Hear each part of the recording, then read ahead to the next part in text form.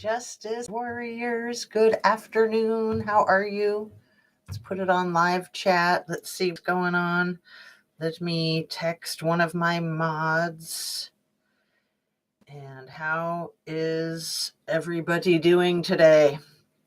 I can only imagine if you're in Southern California. I hear that some of those fires are getting contained, but the Palisades fire is still like 27% contained at best. It's crazy. Crazy, crazy. So let's get started with the thumb. Da-dun, da-dun. Hit that like button. It seems kind of dark in here to me. Maybe it's just my laptop itself. One sec. Let me see if I adjust that slightly. And then how's my sound? I don't want to knock anything down, so I shall not touch nothing. Please make sure you're still subscribed if you are subscribed, and if you're not, consider just doing that. It's a free way to help out a content creator. Share a video of mine with somebody that you think might like my channel. Turn on your notification bell to ring. And everything that I say is simply my opinion for the sake of hoping to start a conversation and open up a discussion and learn something. What else? All my videos are made for YouTube. It's an entertainment platform. I'm going to change that purple to blue.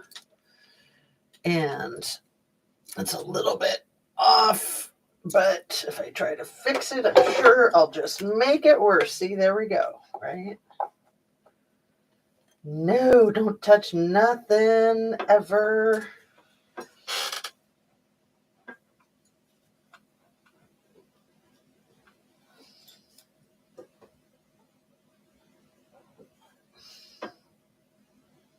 Okay, there. I knew I should have fiddled with stuff before I came on live. So you guys got to see me fiddling with the lights, the cameras, the Action Jackson. So it's still a little off center. Let me obsess on it. Let me see if that makes it a little bit better, I think. So how are you guys? It says that there's 3 people here, and can you hear me okay? I'm wondering if I should bring the mic closer.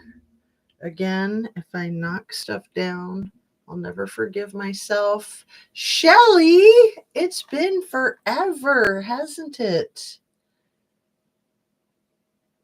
I think I recognize your name, don't I? From a long time ago? Or you knew in the chat. Thanks for coming in. Thanks for saying hi. So that aloha and yes. Well, welcome back. Where are you chatting from? Are you in the US? I am here now and then. Very cool. Thanks so much. I appreciate you, my dear. Mahalo. Are you in Hawaii? I can hear you. Hey, Sherry. Austin, Texas. Nice. Wow. I was really struck. I could just cry. That case with Mo Wilson and Colin Strickland and the crazy yoga biatch, whatever the F her name was. I don't like to remember the names of the perps. I like to remember the names of the victims, but I'm sure you remember Colin Strickland and Mo Wilson. And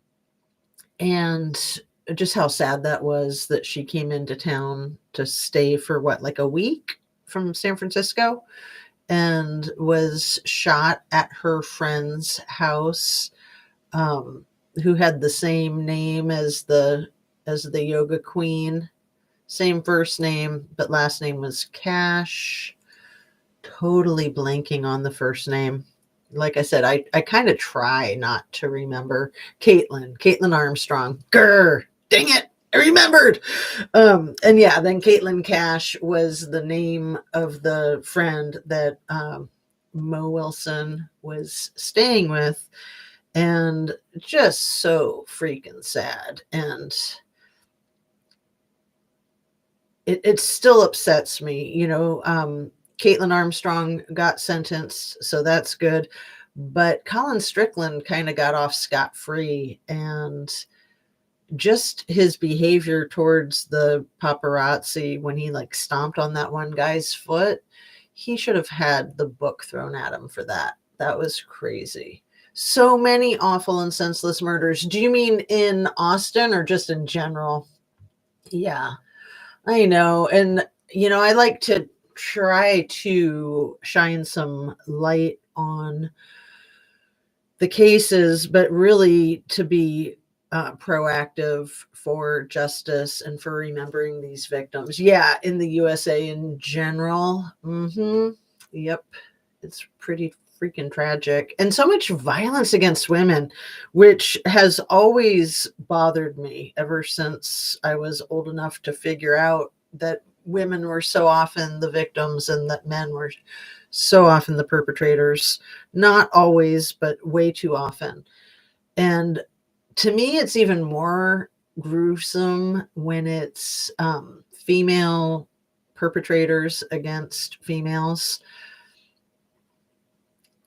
as if women don't have it bad enough with all the male perpetrators out there. And then when the females are perpetrators, it seems like they often get treated with kid gloves because they're pretty, because they're girls. I'm thinking like NK in the Watts case, Scammy in the Kylie Rodney case. Yeah, it's hard for people to think of these pretty girls, if you want to call them pretty. I think they're super ugly, seeing them for who they are. Caitlin Armstrong, same. Like these women could be very attractive if they weren't such monsters. So Sherry, where are you from? Shelly wants to know. And I'm trying to remember. I know the answer to this one. It's not Oklahoma, is it? Sherry? I can't remember. It might be Oklahoma, but it's probably not. I'm probably drawing a blank. But if you want to answer for yourself, just tell me that I'm right, please. I like to be right sometimes. Although sometimes I really like to be wrong. I do. So I wanted to talk some about the confirmation hearings, and I also wanted to talk some about artificial intelligence. And then I wanted to discuss a little bit of the Idaho 4. And what else? I have my other notebook here. Yeah. I wanted to comment. Hey, Bex. I remember Bex is in New Hampshire. Am I correct? Is that okay that I said that? I don't want to out you. And yeah, Sherry might not be able to type. So thanks for being here, you guys. That's awesome. And we got almost everybody has hit the like button. If you have not yet hit the like button and can, please do. So I wanted to acknowledge that I had stooped to an all new low yesterday with my video and with my thumbnail. And I'm kind of proud of it because in a twisted way, I like to try to like be the grown up and rise above some of the juvenile crap on the interwebs. But that whole thing with Zuckerberg and the rat genitalia transplant recipient cracked me up so much. And I read to you the article at the beginning of the video yesterday. If you didn't catch it, I was laughing my rear end off. And I just really want to capitalize on the brilliance of whoever it was that put up that original post. It was like a news entity, I think, on January 7th. And let's see. And look, I have my fancy golden pencil. Isn't that cool? Sherry, I did get it right. I did. I nailed it. Woohoo. See, sometimes I remember things. Is that so cool? What was the newspaper that first printed that, or the online newspaper. Let's see if I can find it real quick. In my cache of YouTubins, yesterday's live, it should be there. In my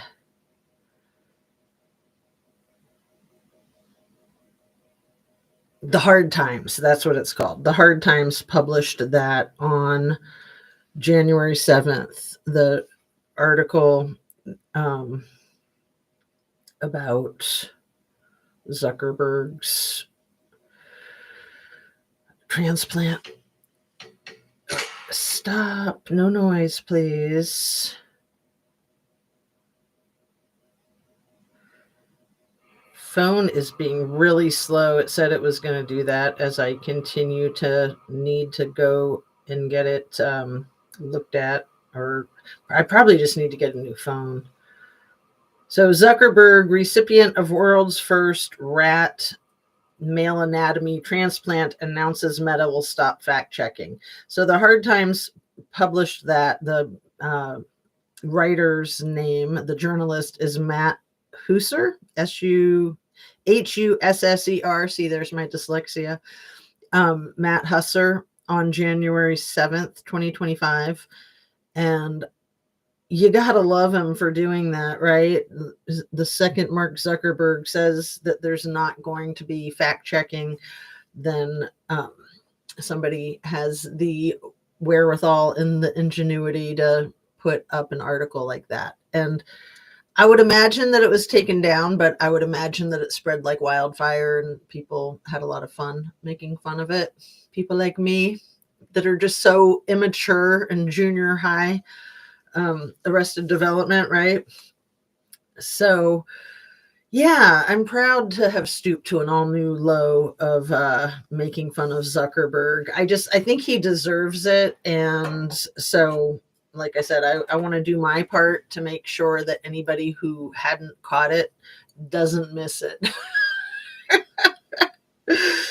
So, some of these people that have been getting their confirmation hearings, that to me are just awful, absolutely awful.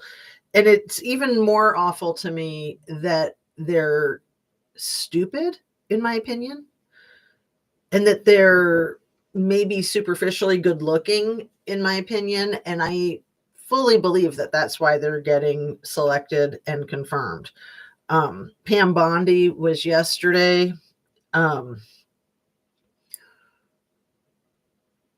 Kristi Noem, is that her name? Kristi Noem, the one from South Dakota, who I think was getting confirmed today.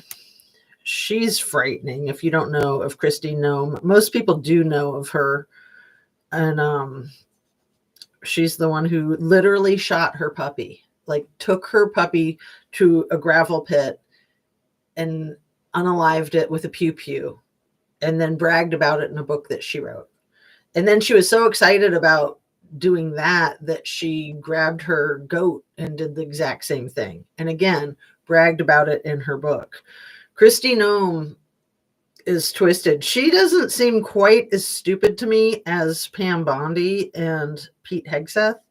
Like, these people are insane, and in my opinion, and the things that they say in their confirmation hearings, I would think would disqualify them.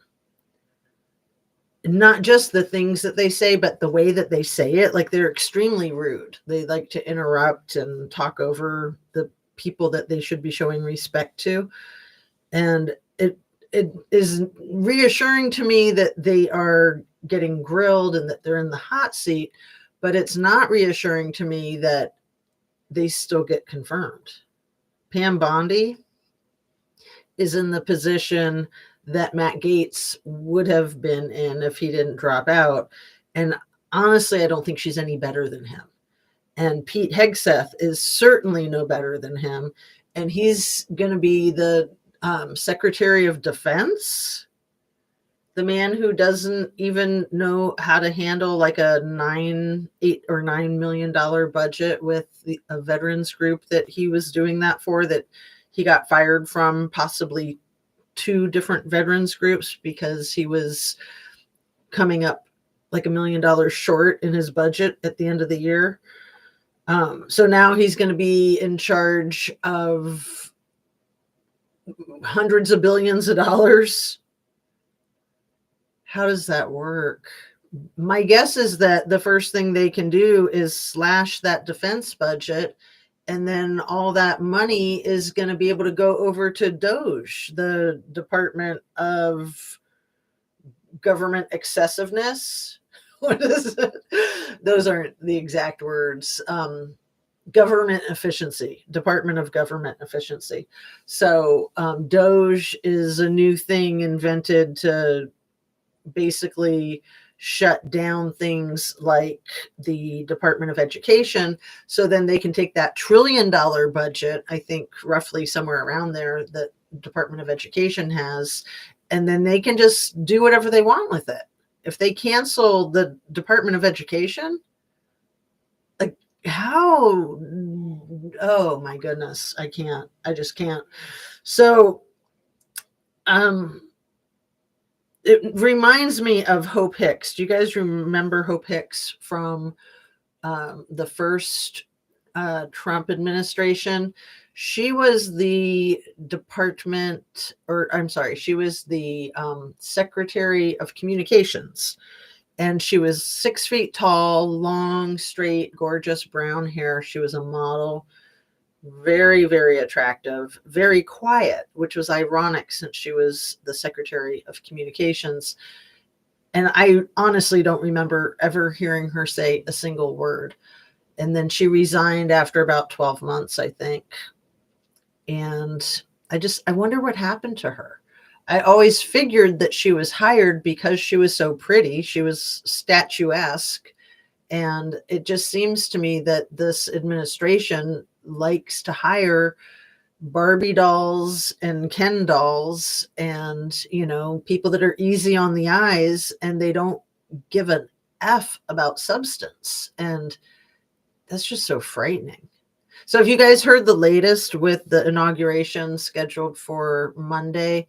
They're moving it inside because of the cold weather, which it's always cold on Martin Luther King Day. Always, always, always.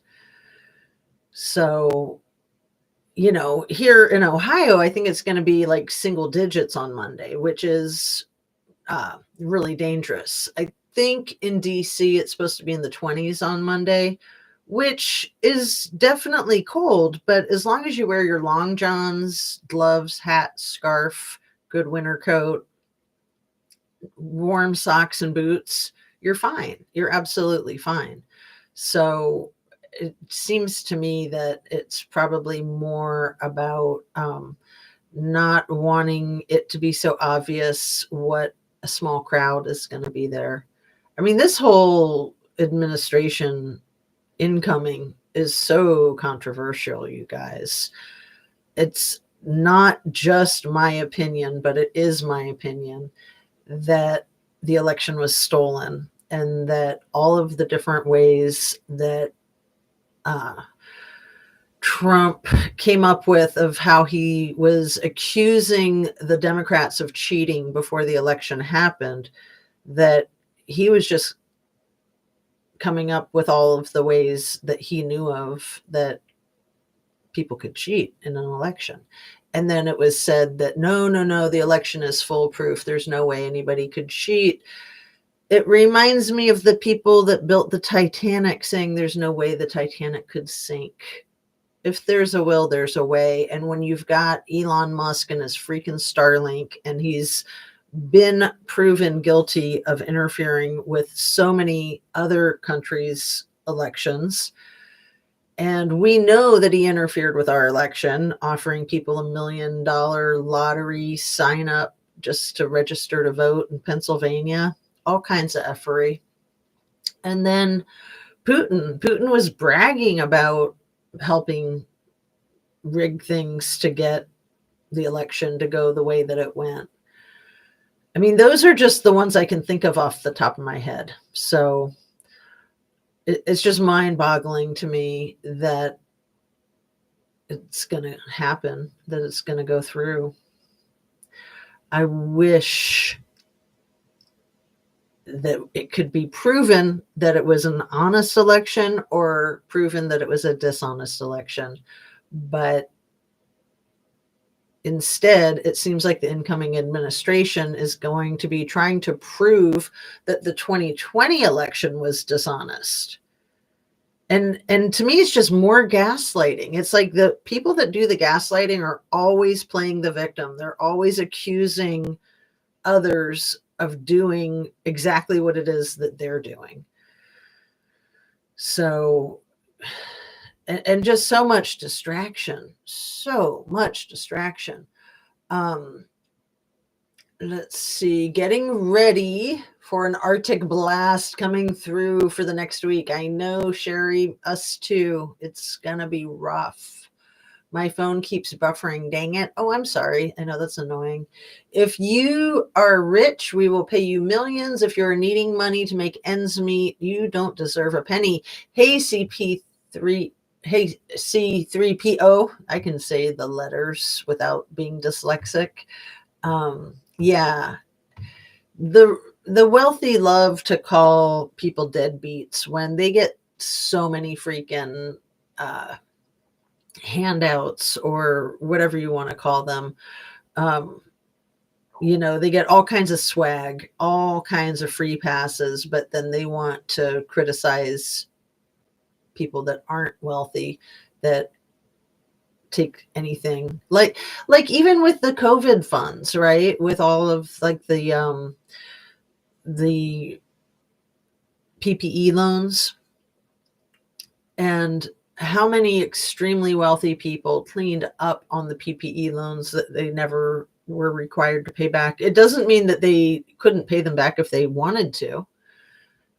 We know that there was a lot of fraud with those PPE loans, but there was also a lot of people that got busted for the fraud and did need to pay them back. In fact, go into Kylie Rodney's case, it seems to me that Lindsay Rodney was busted for falsifying employees for PPE loans, and that she had been discovered and that she was in the process of having to pay that back right around the same time that Kylie went missing. So could there be a connection there? Seriously, like if she was in trouble with the government, in trouble with the IRS, federal government. We know that Scammy's parents were employees basically of the federal government, that they did a ton of government contracts, like as much in government contracts maybe as Elon Musk. Maybe. I don't know. I mean, his wealth is just multiplying right now, but $34 billion over the course of the 2020 decade. So if they were in charge of all that government contract money, and then Lindsay was having to pay back a few $1,000s that she didn't have, and then their kids were at odds over boys and jealousy and attention seeking. I just don't know. I do not know. Too cold for people standing around on icy pavement. But C3PO, it's always that cold on Martin Luther King Day. Monday is Martin Luther King Day. And there's always marches, and it's always like 15 to 25 degrees. And you just have to be prepared. And if you can't handle it, then yeah, don't go out. You can even get those little like heater packets for your hands and feet. And, as long as you're moving too, that helps a lot. If you're standing still, you're going to be a lot colder. But if you're moving and you're dressed for it, it's really not that bad. I mean, I live in weather like that, and I do that a lot. If there's a wind chill, it can say that it's 25 degrees, but actually the real feel can be like 3 degrees. And that is extremely dangerous, even when you're dressed for it. There's just no amount of layers that can stand up to that type of cold. So I agree. I can only pray we will survive the next term. I wish the country would come together for the best interest of our nation. Yeah, I mean, remember the rapid turnover with what was that guy's name? Sean Spicer, the position that he was in, and that one kept turning over. And then you had people like Scaramucci. I think Scaramucci lasted like 7 or 9 days. Like, he was a joke, but that man has redeemed himself. Anthony Scaramucci has his own podcast, and he recognizes the mistakes that he's made in his life, in his personal life, in his professional life. And he has redeemed himself incredibly, in my opinion. Same with Michael Cohen. I mean, those two, Scaramucci and Cohen, were such dirtbags. I didn't think I could ever respect either one of them. And they have my utmost respect. But those positions, like, how long do you think Pete Hegseth is going to last? How long do you think Pam Bondi is going to last? I give them a month each. Kristi Noem, I'd say maybe 2 months, because she's like extra spineless. Although they're all spineless, that's why they're being picked. That's why they're being selected, in my opinion. We can expect snow in Austin as well. That's crazy, Shelley. It's not supposed to snow down there. Agree to disagree, Trump fan here. Oh, yeah. I mean, it's hard for me to fathom how anybody can support that phony. To me, he's just phony. I mean, he speaks out of both sides of his mouth. He lies. He doesn't follow through. He says whatever he thinks needs to be said in the moment, and sometimes a moment later he's saying the exact opposite, and it's just crazy. I don't understand how people can have faith in him.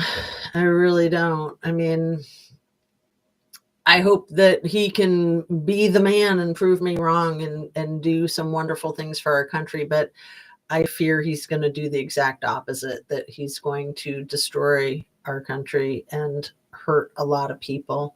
We are all Americans. And yeah, I mean, he was threatening California already. Like, this insanity.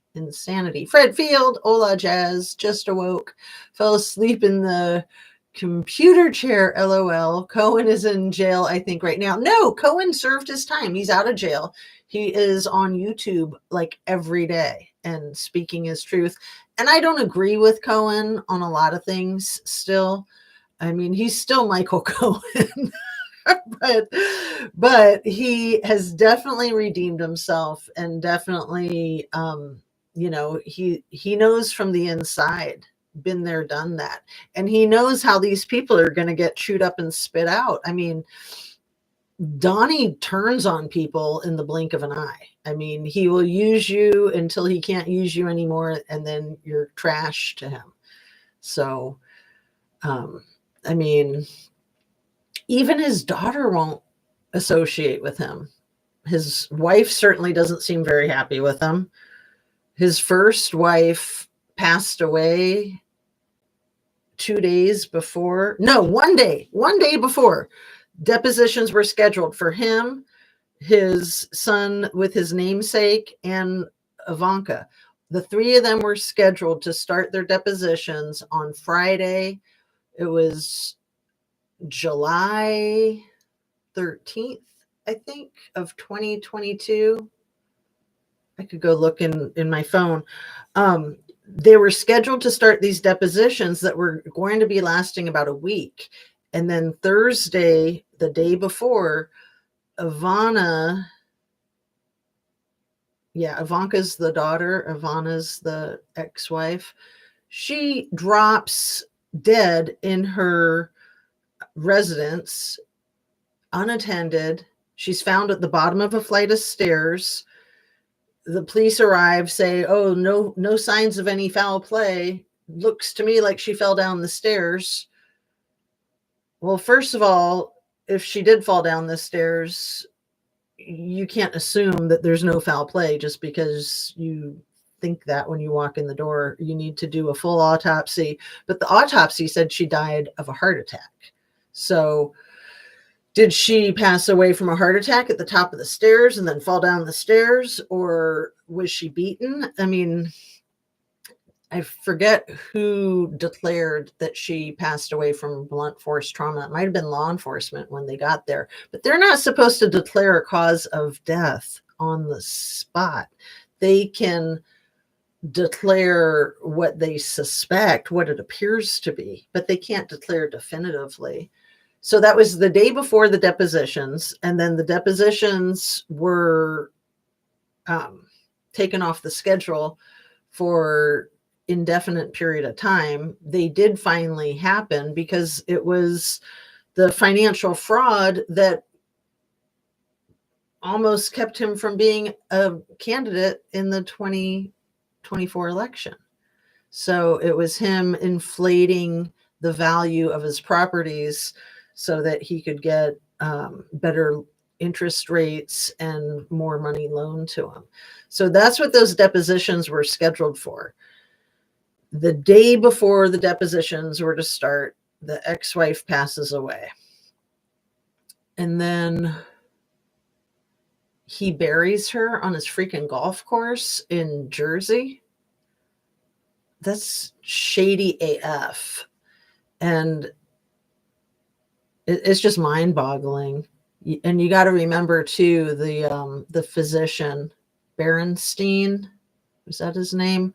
The physician that passed away from an undisclosed cause of death at an undisclosed location 2 days after the insurrection. So January 8th of 2021. Let's see. Bornstein, I think. Trump's doctor who died unexpectedly. This was the doctor who signed the note that he was the healthiest specimen ever to be in the president's office. Harold Bornstein. So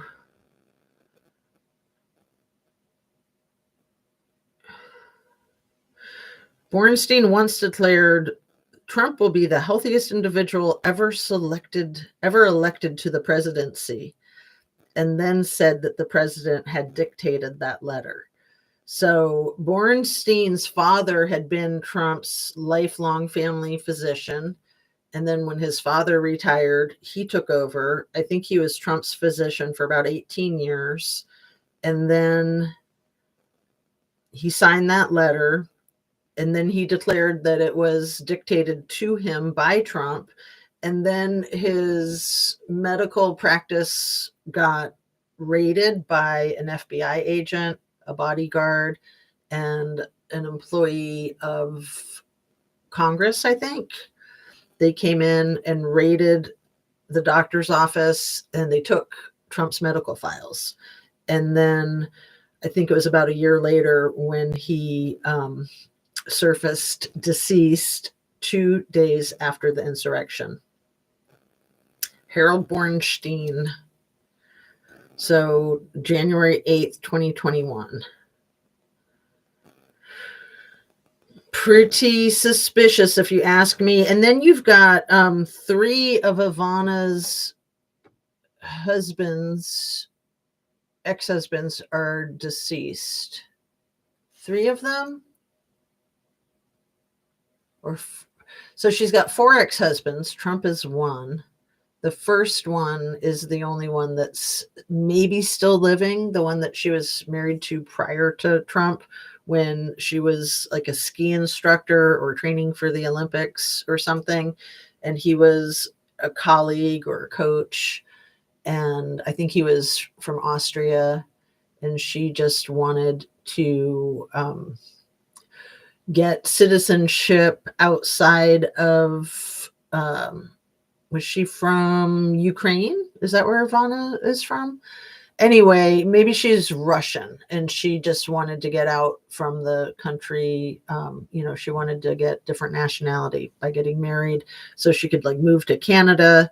And then from Canada, I think she came into the United States, and she couldn't move unless she was married because she lived in a like communist regime. Anyway, so she was only married to that guy for 2 years prior to marrying Trump. And then after her and Trump divorced, she married 2 different Italian men, both of which are deceased.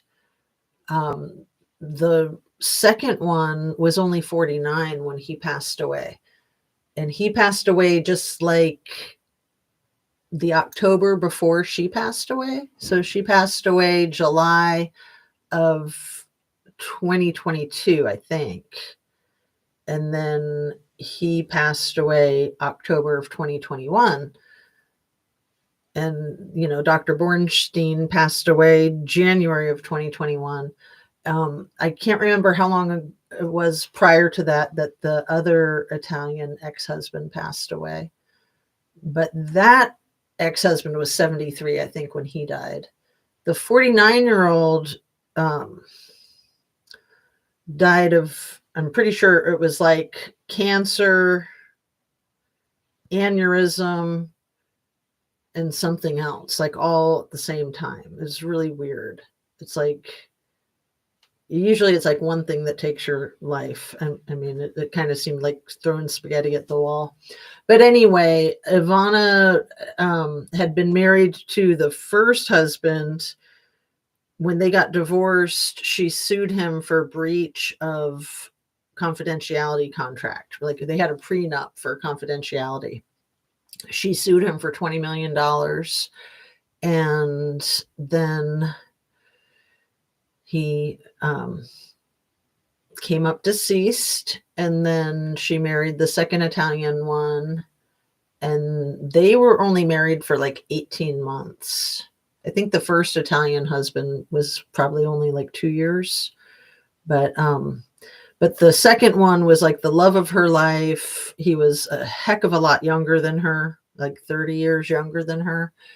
And they were still together, it seemed, after they divorced. It almost seemed like they might have divorced just because of pressure or for looks. And they had even competed in an Italian Dancing with the Stars type of television show, I think in 2018. I don't remember how well they did. I can't remember if they won or not, but I mean, that's just very cute and probably really annoying to some other ex-husband. I don't know. But Ivana took care of that ex-husband when he was passing away. He was really sick for like a year. But it could be organic. People sometimes die when they're 49, but not so much. I mean, especially when you have a lot of money, you can get a lot of medical treatment that can save your hiney. So to me, it's suspicious. Her passing away is extremely suspicious, especially the timing, and timing is everything. And then Bornstein's timing 2 days after the insurrection. And then the fact that 49-year-old husband was just like 9 months before her. It's too close for comfort to me. And then the fact that he's got her buried at his freaking golf course in New Jersey is just very bizarre. That's his ex-wife. If it was his current wife, that could make a little bit more sense, but creepy AF. Absolutely creepy AF. So yeah, I just can't stand him. I'm not going to sugarcoat it. Like, he's absolutely frightening to me. And the whole thing with making America great again, like that was stolen from Reagan. Reagan was the one who came up with the slogan, "Let's make America great." And then, you know, it'd be one thing if the person coining the MAGA would give credit to the Reagan administration. You know, just give credit where credit is due. Don't try to say you came up with things that you didn't come up with.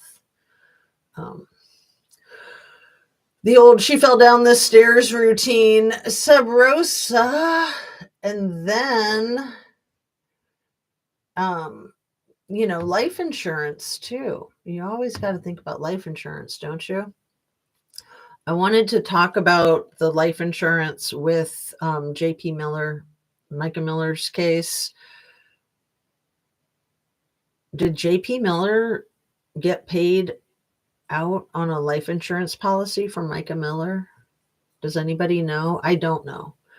But I remember hearing that he had a lot of life insurance policies out on employees from the church, which is so creepy, so very creepy. Where not just that there were life insurance policies out on church members, but he was the beneficiary. Like, come on. And how many people that went to that church have dropped like flies? I mean, these narcissists, man, they don't care about nobody.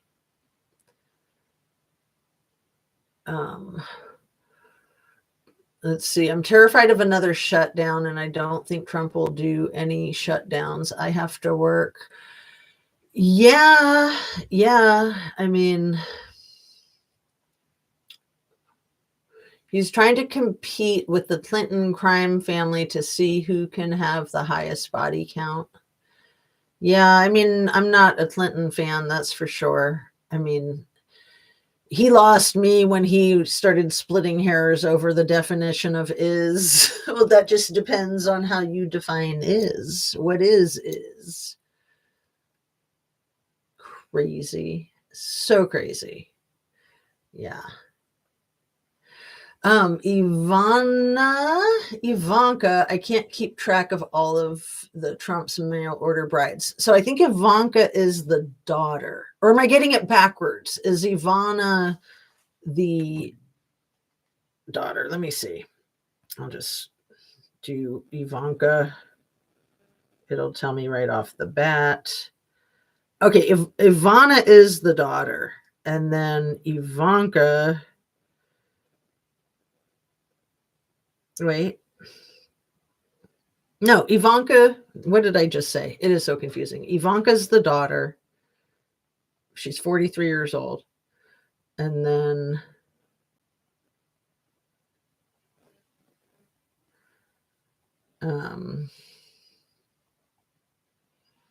that's weird. Like Ivana doesn't even come up. That's really weird. Has she been scrubbed? Ivana passed away July 14th of 2022. So I'm glad that I got the date there since I was a day off.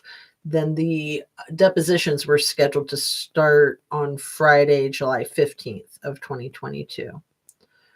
And yeah, I think she was 73. Yeah, she was 73 when she passed away. Here it says cause of death, bruise. Like, are you serious? Cause of death, bruise. So Rosanna Rubicandi was the second Italian husband who was 49 when he passed away 9 months before her. Riccardo Masuccelli, I think was 73 when he passed away, and she was married to him in the 90s. And then Alfred Winkelmeyer is the friend that she was married to for 2 years in the 70s. So she was married to Trump from 77 to 90. And we all know that Trump cheated on her with Marla Maples, and then he cheated on the current one, Melania, with Stormy Daniels. I mean, these people, if you can call them that, creepy, creepy, creepy, creepy. Just listening here to support. Hey, Boob Tube. I misquoted you the day before yesterday, or maybe the day before that, on one of my most recent videos. I spent 10 minutes of dead airtime trying to find this video that actually wasn't you. It was Truth Seeker, Seeker of Truth. And I was thinking it was you, and I was trying to find it, and I couldn't find it on your channel because I was crossing my wires. But it was Truth Seeker who had made that video about Kylie Rodney, the Fiddlin' Man, that performance that is on YouTube that somebody posted it like 11 years ago. I guess a family friend or something. And Kylie looks so angry, unhappy for pretty much the entire performance. I mean, there's one point where she cracks a smile, but her granddad just looks like sappy happy the whole time. And I never thought about it too much until Seeker of Truth did the video about it and pointed out that it's kind of odd that the granddad is so happy when he's looking right at her and should be able to tell that she's extremely unhappy. So anyway, sorry, I thought it was you. I finally figured it out. It took me forever. It was hilarious. I just like couldn't give it up. Like I was trying to look it up while I was in my live. It was ridiculous since it was wrong info. So I wasn't finding what wasn't there. Sammy's latest Instagram picture has her face so contorted that she looks like a devil. Who would have thunk? LOL. Wow, Fred Field. If you want to email me that, feel free. Yuck. Yeah, she is the devil. Remember that one photograph that she posted of herself with like the Incredible Hulk forehead vein bulging out of her head? That was pretty telling too. You know, really indicative of somebody with a temper, right? I mean, to align themselves with the Incredible Hulk like that. I mean, I'm sure it's an app, but still, I mean, she definitely seems to have a lot of issues. Let's just put it that way. LOL, Fred. I could have imagined. I don't know what was retracted. And anti-fascism. If your royal leader was a true leader, he wouldn't be a fascist. Yeah. The oligarchy is what's so darn frightening. I mean, Zuckerberg and Elon and the Trump family, I mean, they're all so incredibly wealthy, and they just are like bottomless pits when it comes to cash. Absolutely bottomless pits.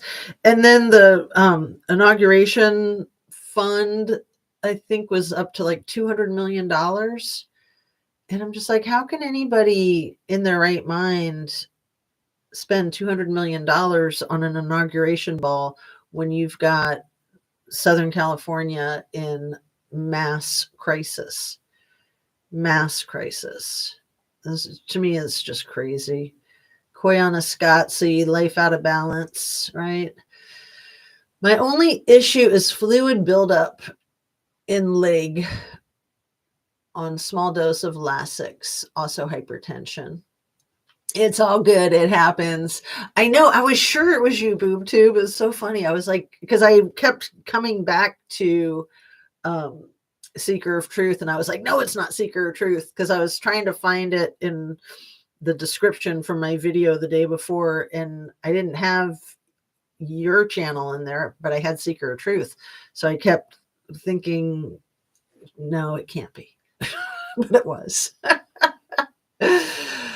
I can post again. LOL. I made sure to take full advantage of it today. Oh yeah, I know. I saw your posts about getting shadow banned or just censored. What are you doing to get censored. Like, obviously you're on top of some facts, or there wouldn't be no censoring, in my humble conspiracy theory opinion, allegedly. And let me give Mr. Rich Lux credit for that little quote, because I didn't make it up. And I used to always give him credit every time I said it. And I've said it a lot lately without giving him credit. So I want to give credit where credit's due. I think it's hilarious. In my humble conspiracy theory opinion, allegedly. So what else, you guys? We've already been on for almost an hour. Oh, I know what else. I have wanted to talk about this so much, and I always forget. And I had it written down. I've had it written down in my notes many times, and then I skip over it. I don't think I've ever really talked about this point with the Idaho 4 case. And I know there's been a lot going on with the Idaho 4 lately. So in my last video, was that yesterday, I think? Yeah, I think it was yesterday's. I was talking about the possibility of Xana and Ethan maybe being abducted, because there was like a big hole in their timeline from like 9 p.m. until about 2 a.m. the night of the quadruple slaying. And it wasn't until 6 weeks later, when the PCA came out, that all of a sudden it was like, oh, Bethany just remembered that they were at the party, because like they were at the Sigma Chi party up until about 9 o'clock. And remember, Ethan had gotten into it with the guy whose name starts with an L. It'll come to me. And they were maybe fighting over the guy's junk shrinking from abusing steroids. If you can remember the name, put it in the chat. Starts with an L. And is it one of the Jakes? It's like L-O. Anyway, maybe Jack. Is it one of the Jacks? Anyway, so Ethan was allegedly in a fist fight with that guy at the party. And then they said that Ethan and Xana left the party at about 9 o'clock. They couldn't account for their whereabouts until about 2 in the morning at the house. But then Xana's dad said that he was texting her, or he talked to her, and it was like midnight, and she said that they were at home having pizza, watching a movie. It's like L-O-F, Lofal. What's his name? Lovac. Oh, you guys know who I'm talking about. The guy that Ethan was fighting with. I bet I could just like Google that. Guy Ethan fought with at Sigma Chi. Sigma. One of the fraternity brothers. Loach. I was so close. Loach. But what was Loach's first name? Do we know? I think it's David Loach, isn't it? L-O-A-C-H. Idaho case. Yeah, David Loach. Okay. Anyway, so Loach and Ethan were allegedly in a fist fight. Loach might have had the hots for Xana. Xana and Ethan, people didn't really know exactly where they were from 9 o'clock until 2 in the morning. And then Xana's dad said that he had that contact with her.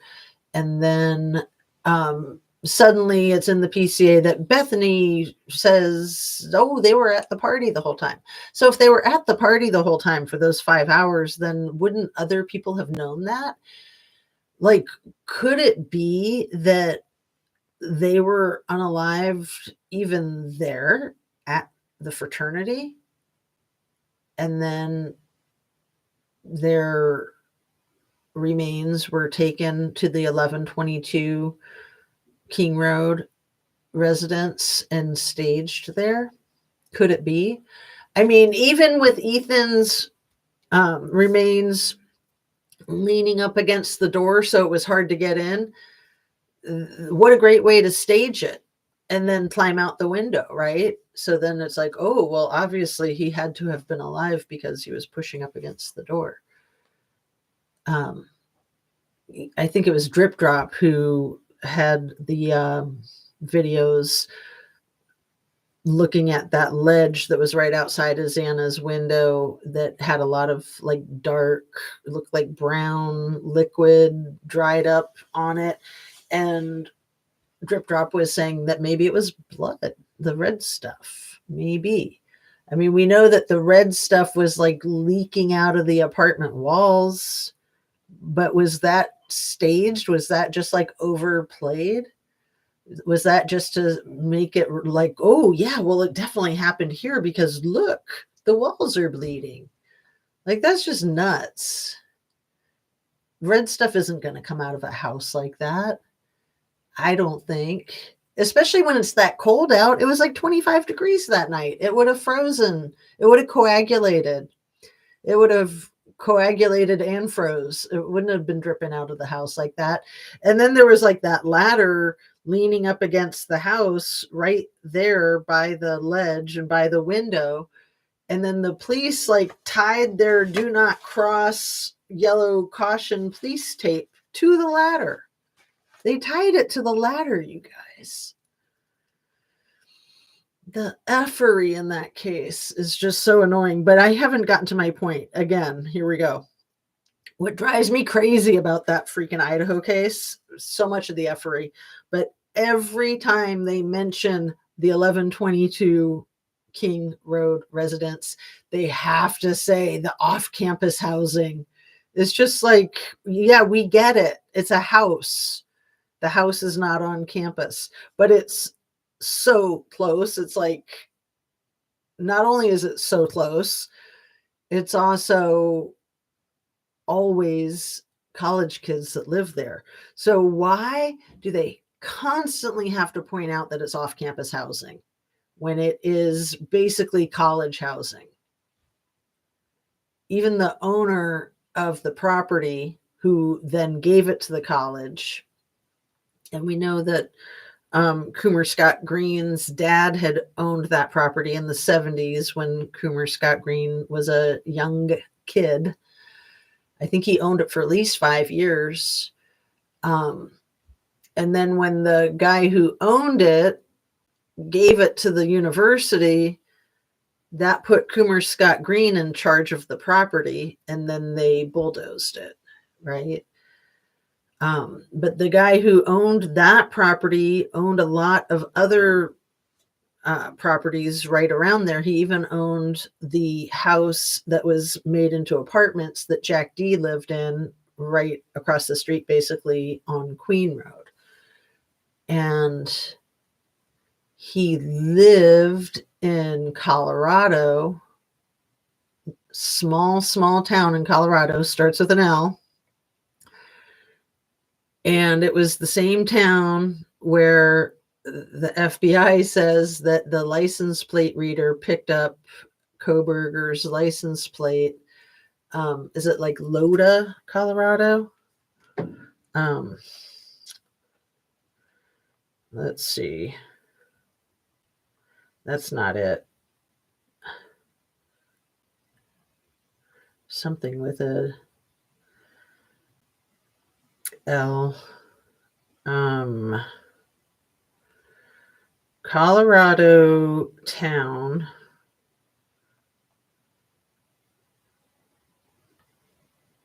Where Koberger drove through.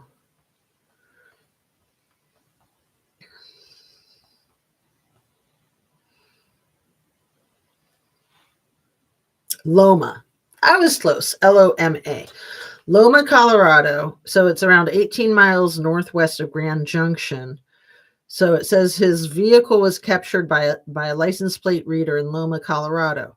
very odd that Loma is like less than 1,800 or right around 1,800 people in the population of that small town. And that just happened to be where the owner of the residence lived. And then you had that other white Hyundai Elantra that was crashed in Oregon that was also registered to the same man that lived in Loma, Colorado, that owned the properties that gave the one property to the university. So,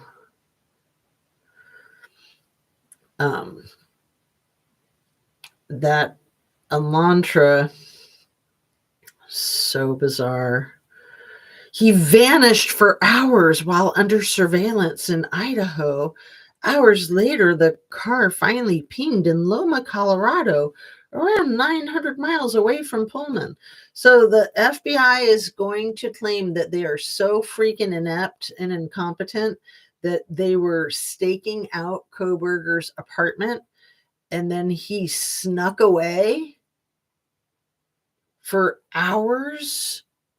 Like 900 miles, that would be like probably 15 hours.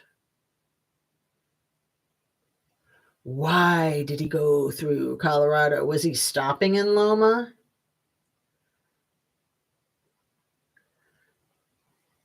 Ridiculous. So the Loma,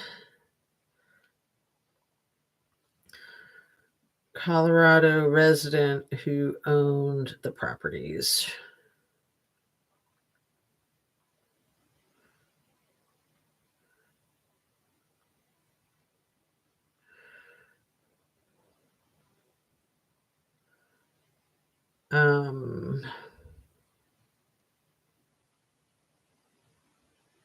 Oh, here we go. The deed filed with the county shows that Coomer L. Green and Sandra L. Green bought the 1122 King Road property on June 20th, 1967.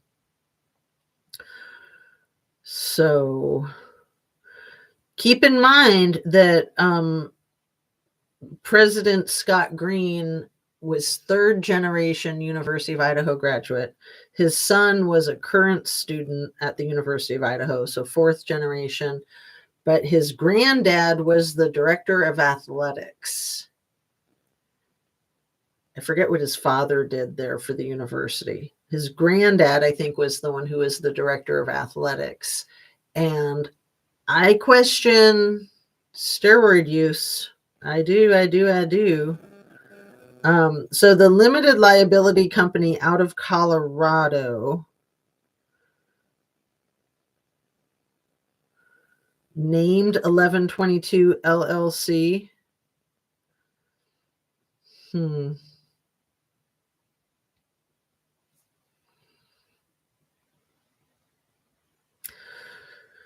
It's craziness, you guys. It's absolutely craziness. So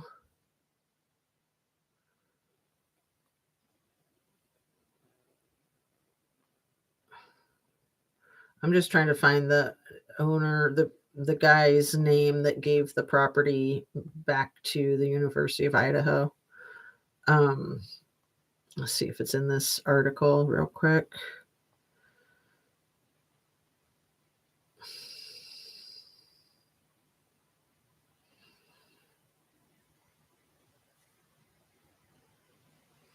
So why did Mr. Green never disclose his connection to the house, you guys? That's suspicious right there.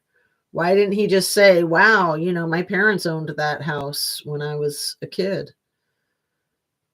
So they owned it from 67 to 73.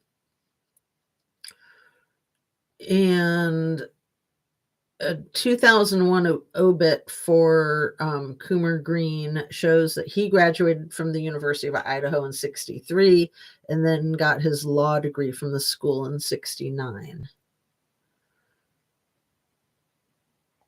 And then It looks like Coomer Scott Green's parents got divorced. And Green sold the King Road property in 73. And then the LLC based in Colorado, it doesn't want to give the guy's name out. I'm sure he's had enough trouble, huh?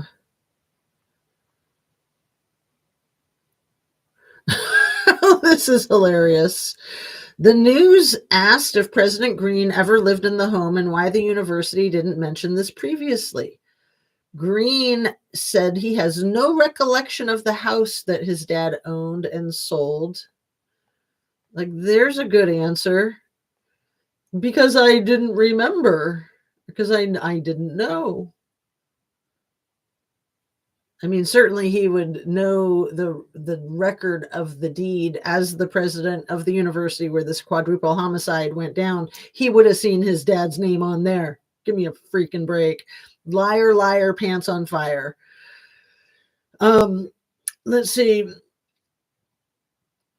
Oh, we did talk about it briefly when the president became aware that his dad had owned it, but we did not feel a property he sold 50 years ago is highly relevant now.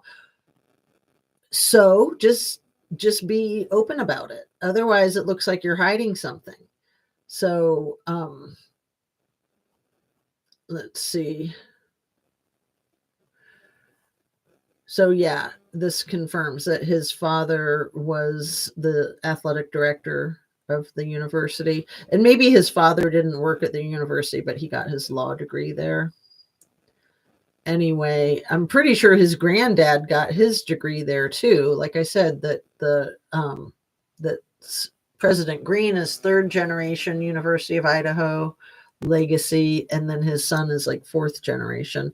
But you got to remember, that's the kind of school that the University of Idaho is that it's, all in the family.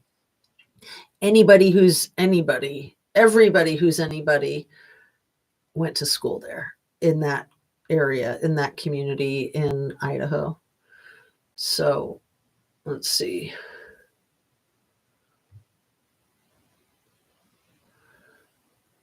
There's many more. They should stop censoring me. I come back harder. Right. Well, they're only letting you know that what you're saying is important. Otherwise, they wouldn't give a damn. Right. And every time I get accusatory in the YouTube comments about Nicole Kessinger, and I think you spelt it wrong, Sub Rosa, because it has hole in it, Hole. I think she spells it Nichole, like Nick Hole, because she's a dark freaking hole.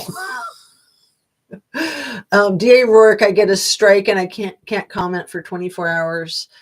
Yeah, you're not supposed to be talking smack about those two because, you got to leave them alone. Leave NK alone. Leave DA Rourke alone. Since clown car numero uno, our country worships money and external, nice, beautiful features, no integrity whatsoever. Sounds about right, Sub Rosa. I don't even have to accuse. All I have to do is post a YouTube link to a dang song, LOL.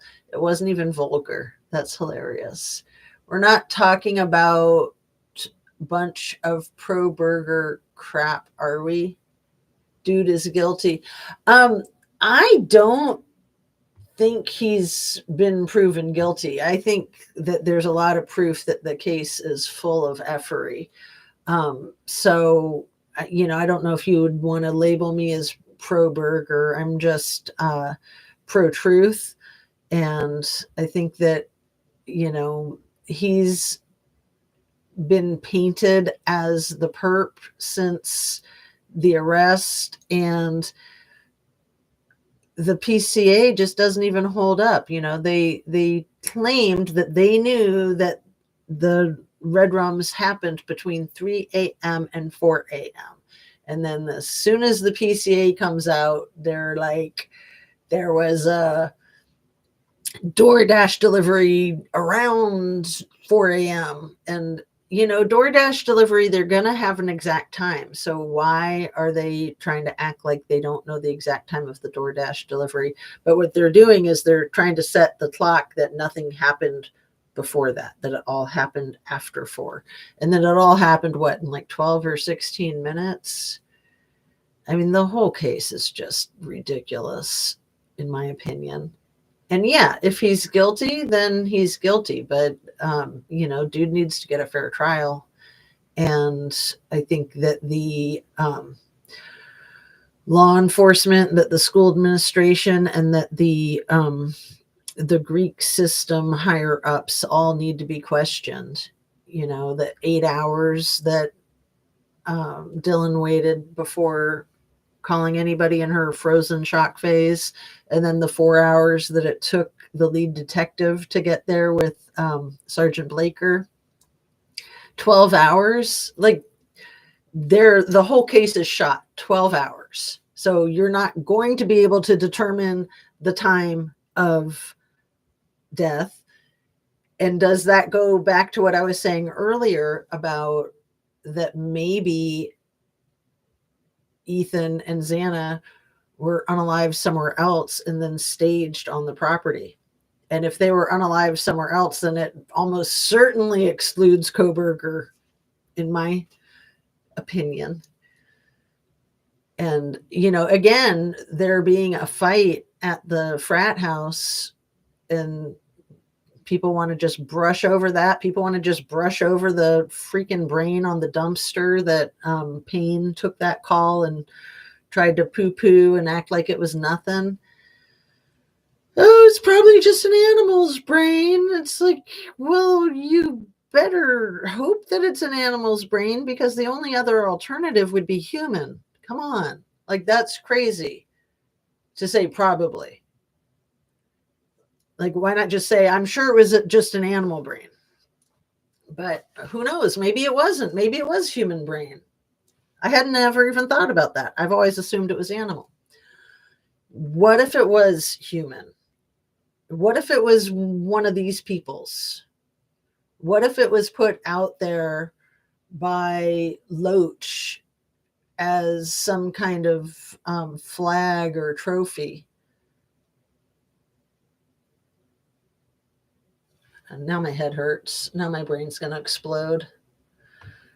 So yeah, I take offense, Sub Rosa, with the pro burger.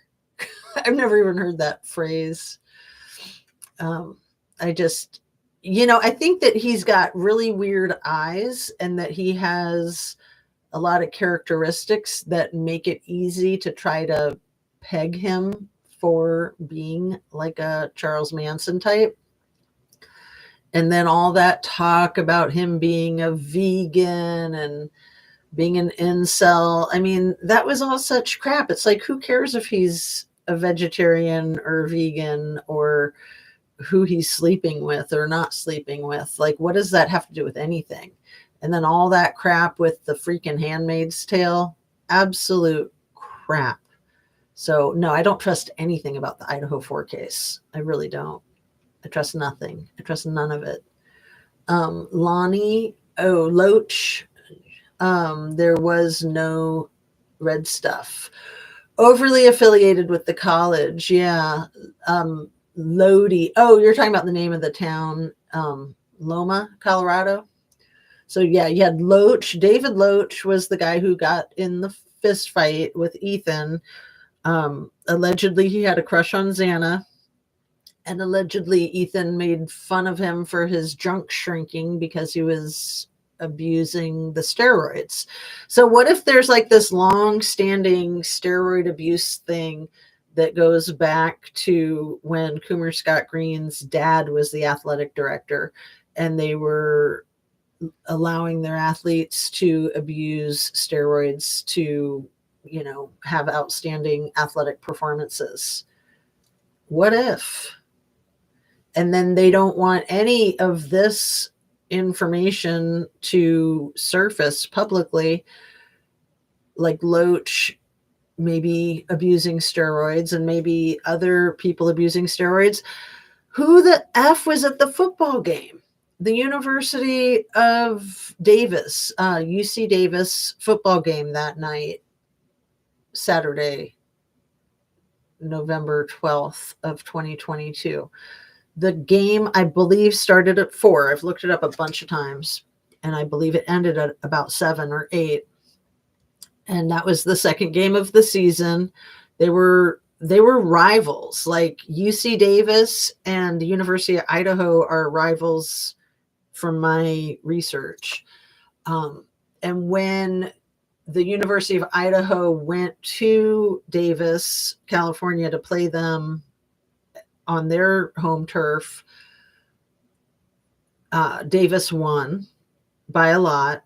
But then I think it was about a week later when they came and played them in Moscow, and I think they won even worse. I think that Idaho was beat even worse. The Vandals had like half the points of UC Davis. I want to say it was like 42-21 or something.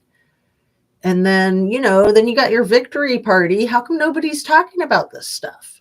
And which frat house is the victory party or parties going to be at? And which sorority chicks are going to be like trophies for the star football players? I mean, these are real basic questions that nobody ever addresses.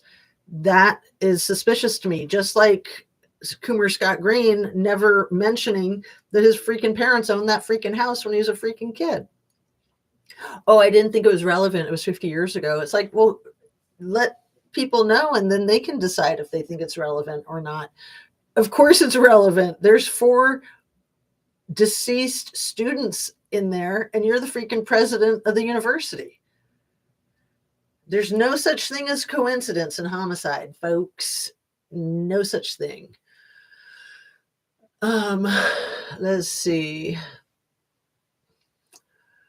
I suppose Richard Allen is innocent too. I have no idea, Sabrosa. I haven't really followed that case, but I do have photographs of the 2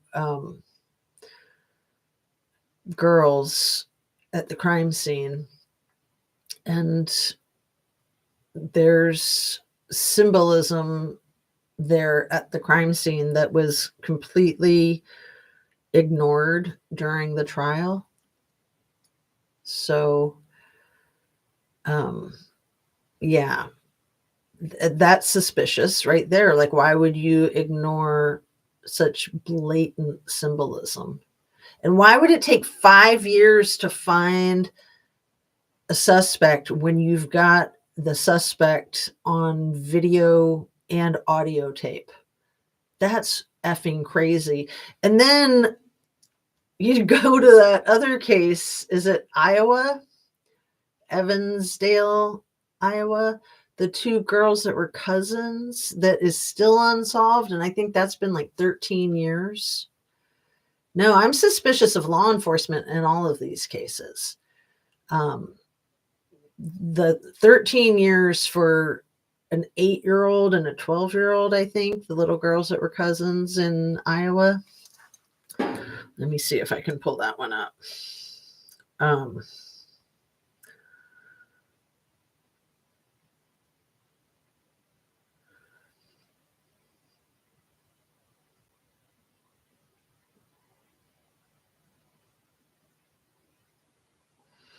You guys know that case, don't you? Elizabeth Collins and Lyric Cook. So this past December 5th, it was 12 years since the hunters found the 2. No arrests have ever been made. And I want to see the ages.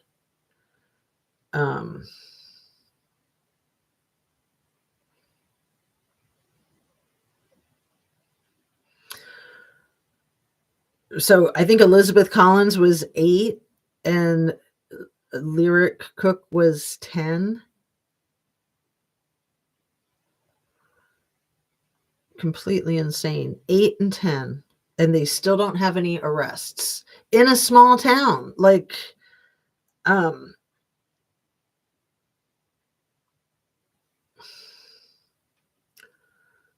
it's just horrific.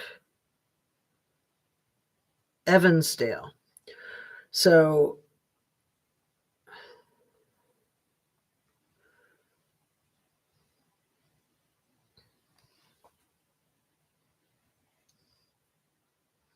the population of Evansdale, Iowa, you guys, is 4,500.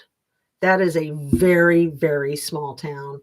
You cannot tell me that 12 years later, nobody knows nothing. F that, man. I put that on law enforcement. I totally put that on law enforcement. That's disgusting. An 8-year-old and a 10-year-old. And then where Richard Allen Delphi, were they were in Delphi, but that's not the town that they were from, right?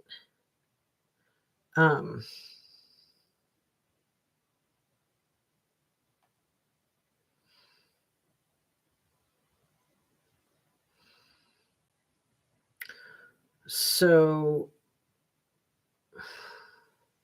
and really, I have not paid that much attention to this case because it's just so freaking horrific, just horrifying.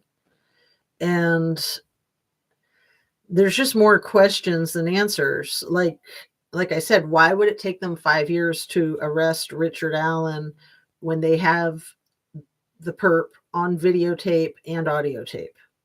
That's ridiculous. That's absolutely ridiculous. So,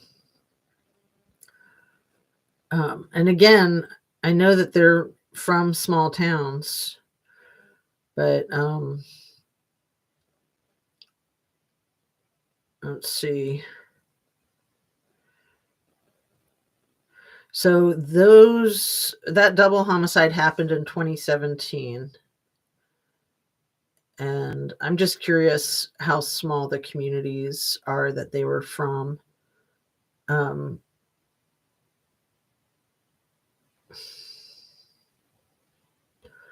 then Richard Allen was like a pharmacy technician or something like that. So he was like very public all the time. It's odd. It's really odd. I want to recommend to my viewers again and again and again to watch that HBO miniseries Sharp Objects, because it's about young girls getting unalived in a very small town. I think it's pure fiction, but it's very well done. And I think that it can give some insight into Kylie Rodney's case and maybe into some of these other cases. But I know I've talked about it a lot lately, and I just want to recommend it again and again because it's so well done. Amy Adams is the star and producer of it, if you guys know who she is. I think she made her first debut in the movies with Elle Enchanted. She made quite a splash. Yeah, I'm not disputing any evidence against Richard Allen because, like I said, I really don't know the case that well. But I do have the photographs of the crime scene. In my opinion, BK is innocent. Both these cases are effed up. We're all entitled to our own opinion. You're not disputing the evidence against them. There is more evidence against other people, in my opinion. Well, and again, it makes me wonder about law enforcement. And I mean, I for sure think law enforcement has a lot to do with the Idaho case because if nothing else, they cooperated to get that 12 hours extra time to throw off the whole time frame of everything.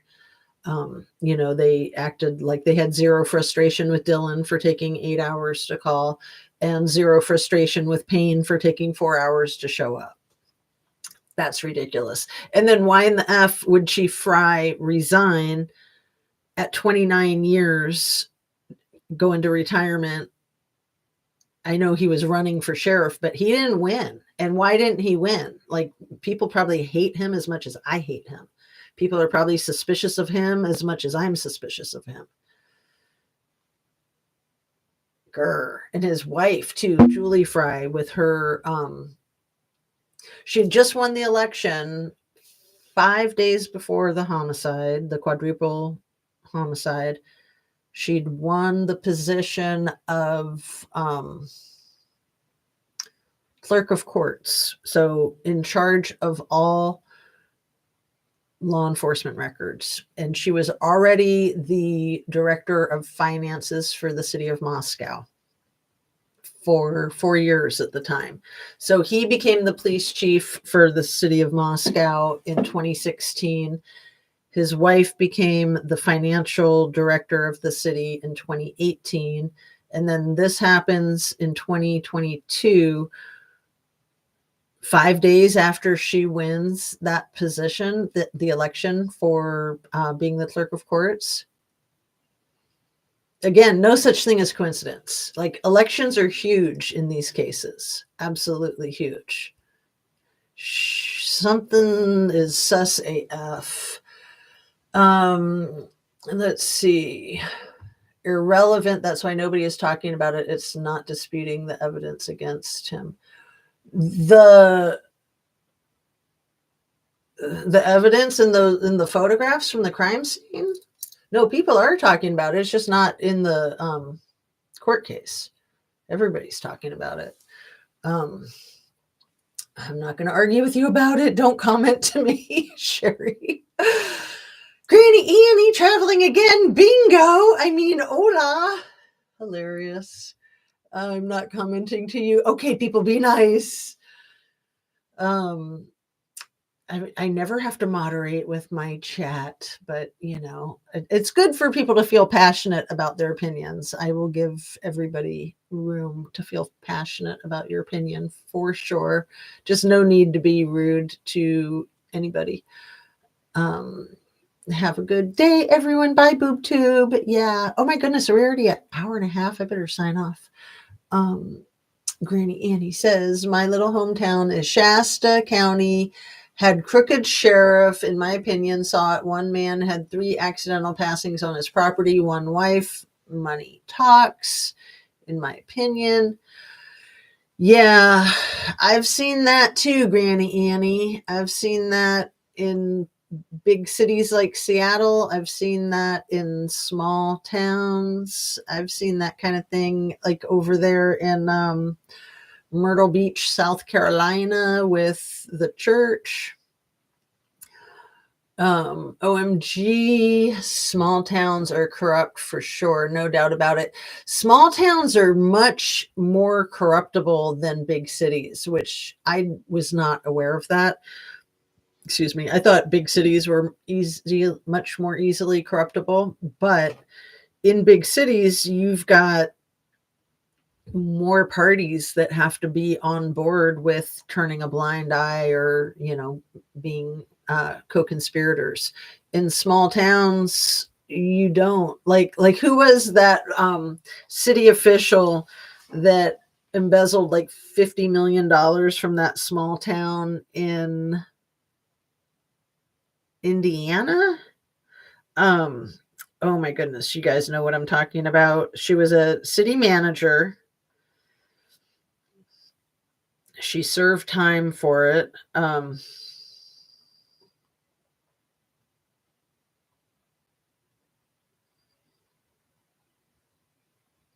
It was right around $50 million. It was crazy.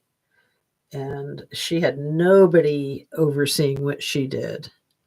Rita Crundwell in Illinois embezzled $53.7 million over a 22-year period. And the name of the town is Dixon. So, Dixon, Illinois. A very small town. I want to look up how small Dixon, Illinois is, because it is super small. it's crazy that they even had that much to embezzle.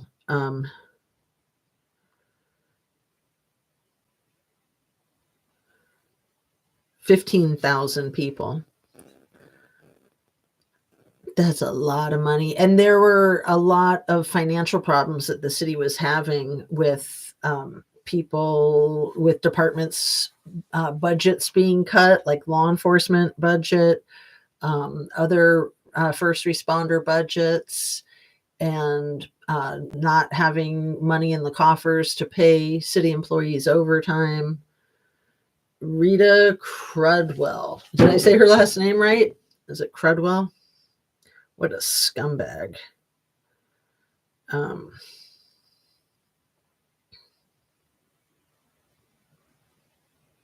There was a really good, was it Netflix or HBO? It was called All the Queen's Horses.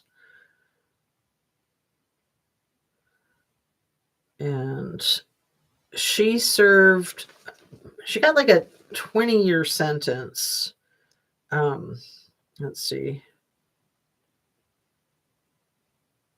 Crundwell. It's funny that her name is so similar to Crud, isn't it? She was the treasurer. So she wasn't even the city manager. Maybe she was. It says comptroller. Maybe that's the name for a city manager in that town. But she was the treasurer of Dixon. So when you have control over the finances, like James Fry's wife, Julie Fry, has had control over the finances of that city for 4 years prior to then being elected to have control over all of the public records of law enforcement.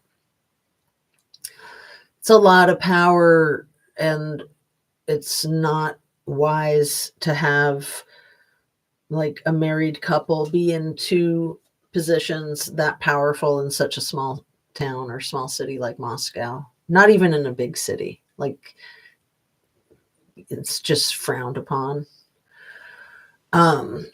Can Sheriff Fry be brought up on charges anyway?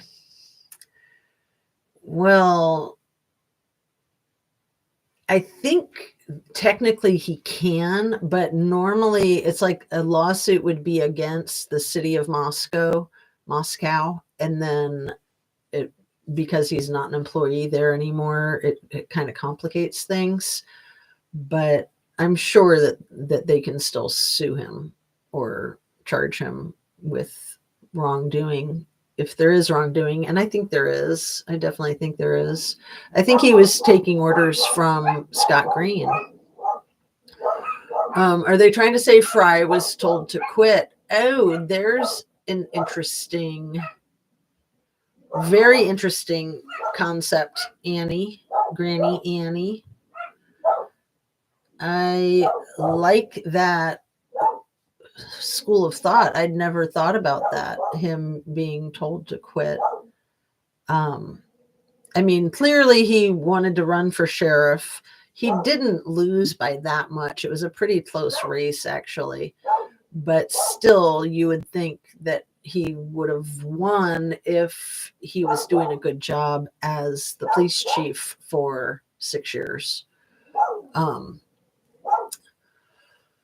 Let's see. Interesting. Granny Annie, lady horse show person robbed a city. Yeah. All the Queen's Horses. It's a very, very good documentary if you haven't seen it yet. And the reason that they made it, sorry for all the barking dogs. The reason that they made the documentary was, it says at the end of it, it's because they want people to know that there's a little bit of this going on in every city across the country, pretty much guaranteed. Guaranteed. That was the whole point of them making it. But, I thought it sounded like such a boring topic and a boring documentary, and it was anything but. I thought it was fascinating. It was riveting. I like true stories. I mean, I like true crime.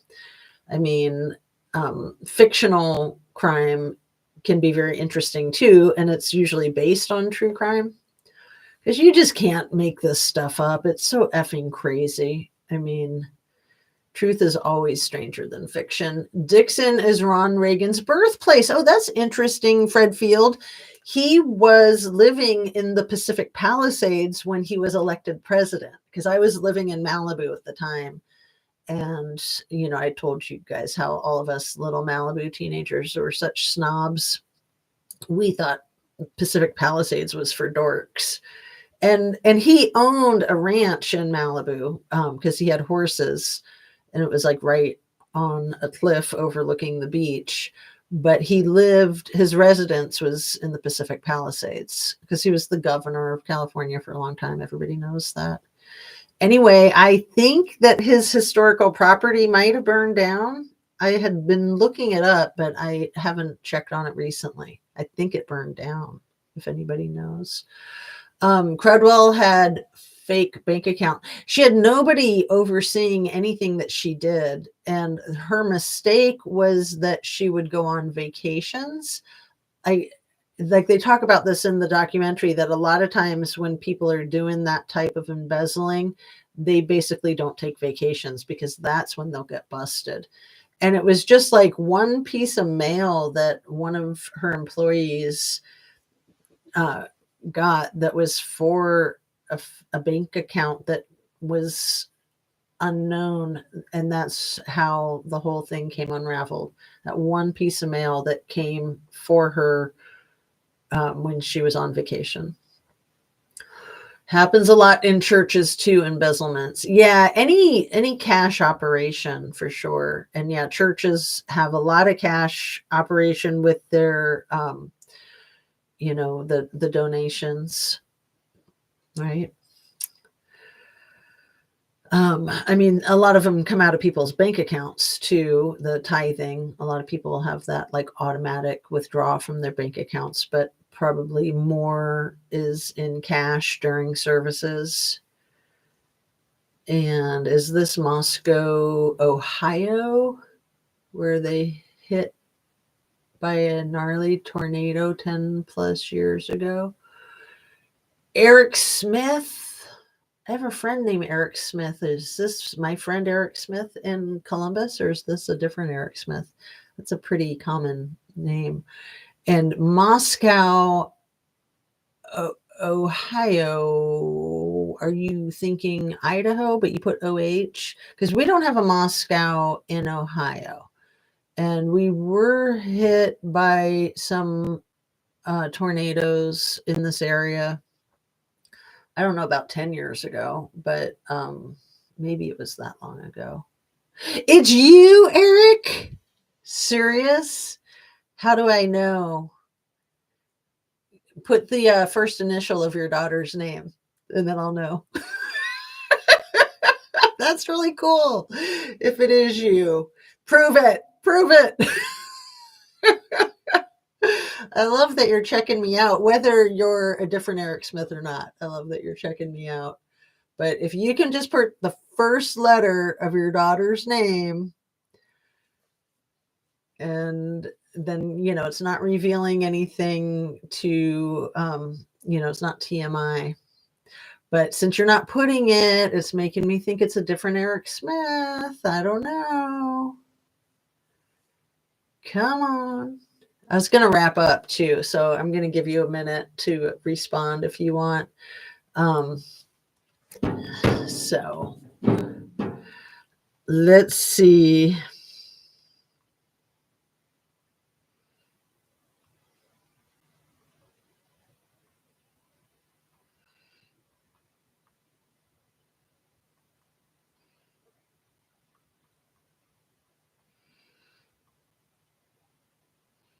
Oh, I just texted you, Eric. It is you. You got the letter right, and that's not an easy letter. Like, you couldn't have possibly taken a stab in the dark. That's so cute, man. You're awesome. Thanks for dropping in. Hilarious, you guys. Eric's a friend of mine. Very, very cool. It's been a while. How are things? The real Eric Smith. Will the real Eric Smith please stand up? Please stand up. Now I don't want to, I was going to end the stream, but not with you here, Eric Smith. not with you here. So what brings you by?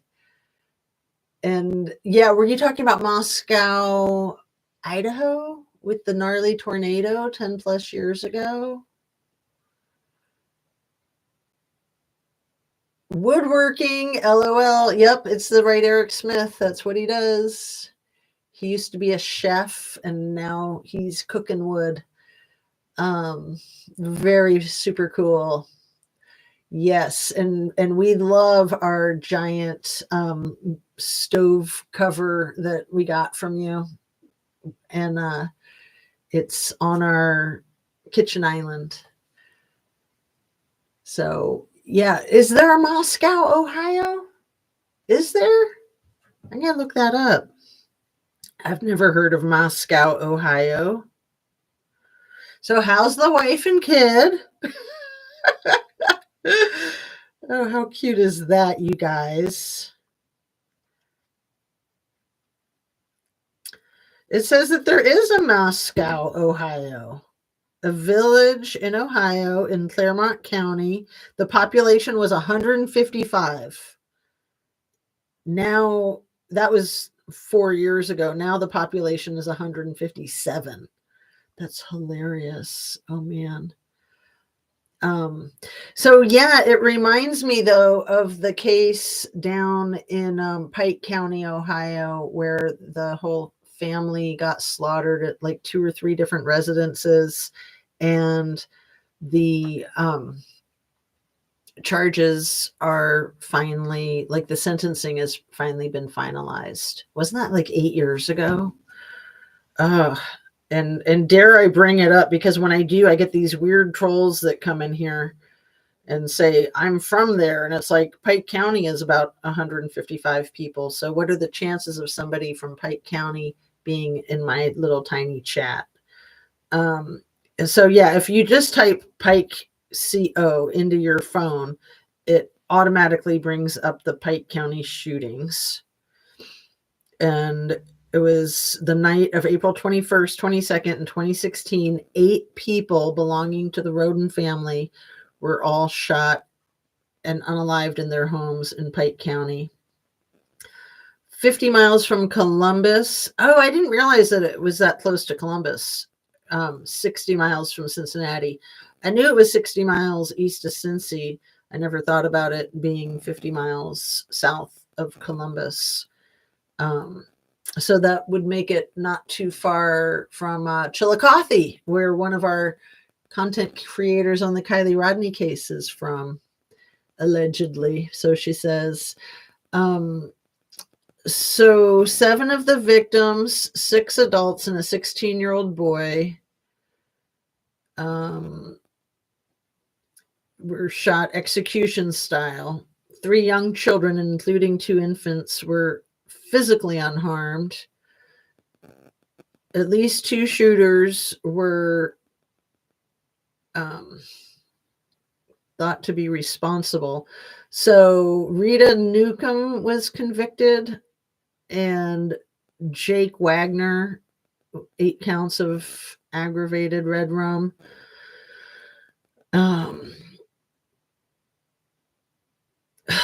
What unlawful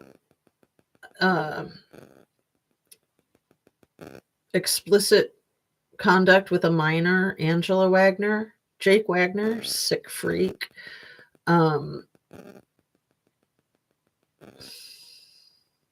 So Rita Newcomb got 5 years of adult supervision. Jake Wagner, life imprisonment, 8 consecutive terms. Angela Wagner, 30 years imprisonment. So was Angela a minor when Jake was carrying on with her? I'll have to look into that more later. Anyway, let me read you guys what it says here. Investigators believe the red rums were premeditated and that the perps were known to the Roden family On April 25th, the Ohio Attorney General's office confirmed the presence of marijuana cultivation and cockfighting. I didn't know about the cockfighting. I knew about the other at some of the crime scenes, but did not confirm a direct connection to the unalivings. The ensuing investigation soon became the largest in Ohio's history. In November of 2018, 4 members of the Wagner family, who were known to the Rodins, were arrested in Ohio and Kentucky and charged with the 8 red rooms. Jake Wagner, Edward is his other name, an ex-boyfriend of one of the victims and father of her 3-year-old daughter, pled guilty to all 8 red rooms. He later testified that he shot 5 of the 8 victims. So they say that this whole thing was a custody battle, which I think is a crock. I think it was rug related, but cockfighting too. That makes it even grosser. Yeah, tell me what you know about it, Eric. Along the Ohio River, exactly. Yeah, Pike County. There's like, I'm gonna Google population of Pike County because it is tiny. Population Pike County.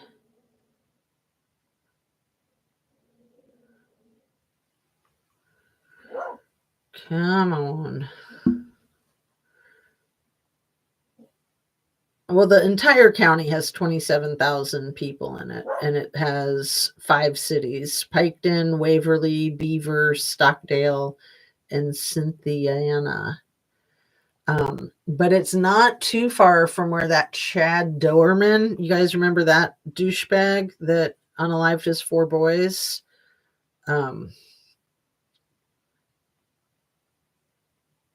Also east of Cincy, probably like halfway to Pike County. Monroe Township, Clayton, Hunter, and Chase were the 3 little toddlers. So sad. And yeah.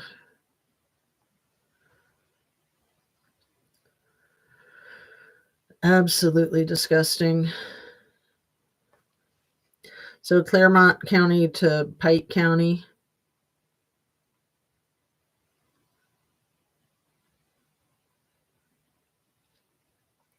It's not making Southern Ohio look good, that's for sure, huh?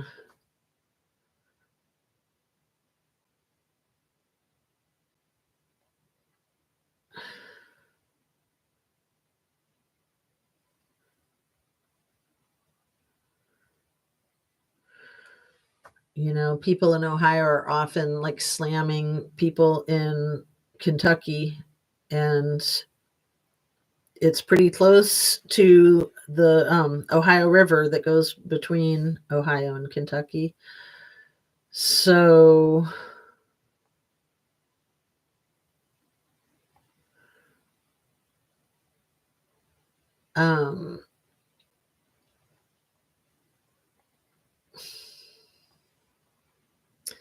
yeah, I'll have to look at a map because I'm always curious where everything is located. So Pike County to Claremont County.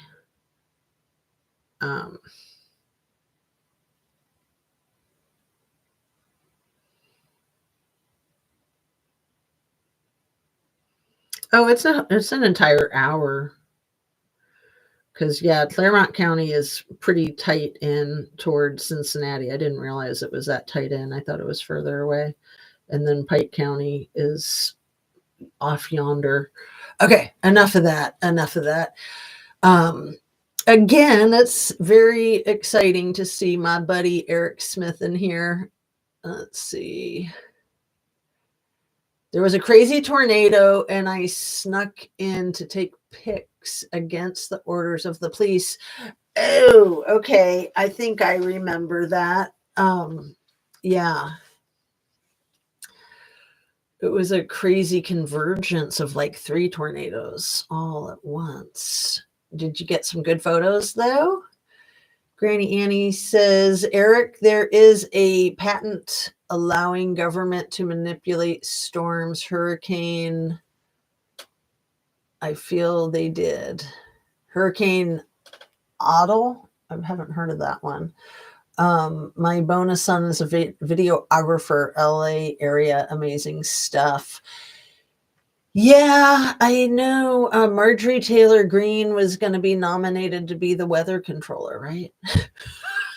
I didn't come up with that. That was from like, oh, I don't know, Seth Meyers or Stephen Colbert, one of those people.